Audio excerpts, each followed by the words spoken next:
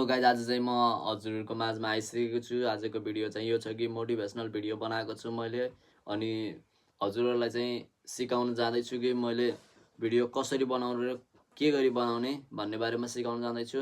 पहिलो सुरुमा त आफूले कन्फिडेन्सको साथमा बोल्न सक्नु पर्यो, अनि पहिला बोल्नेको विकास गरेपछि चाहिँ अटोमेटिकली युट्युबमा भिडियो बनाउन त लाजै नमानेर बनाए नि केही फरक पर्दैन।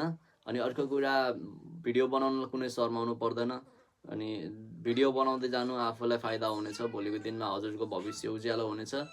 अनि अर्को कुरा के छ कि बनाउनलाई चाहिँ हामीले के गर्नुपर्छ भन्ने सुरुमा पहिला चाहिँ फोनलाई रोटेटमा राख्नु होला। अनि अर्को कुरा चाहिँ लङ भिडियो बनाउँदा हजुरको भोलिको दिनमा आइडी च्यानलहरू चाहिँ एकदमै राम्रो हुनेछ। सर्टमा काम गऱ्यो भने छोटो समय अर्निङ होला, त्यसदेखि चाहिँ त्यो आइडी नै खराब भएर जाने हो। त्यही भएर लङमा काम गर्नु होला, हजुरलाई राम्रो हुनेछ। वस्तु यो छ कि आजको चाहिँ पहिलो नम्बरमा यो छ फुल कन्फिडेन्सका साथ बोल्न सक्नु पर्यो। अनि सेकेन्ड स्टेप चाहिँ आई कन्ट्याक्ट हुनु पर्यो। अनि चाहिँ अडियो साउन्ड हुन्छ नि जो, त्यो चाहिँ स्पष्ट हुनु पर्यो। अनि त्यसदेखि चाहिँ एडिटिङ मिलाउनु पर्यो। एडिटिङ नभए नि मेन पोइन्ट भनेको थम्बनेल हो, थम्बनेल मिलाउन सक्नु पर्यो। थम्बनेल मिलिसकेपछि चाहिँ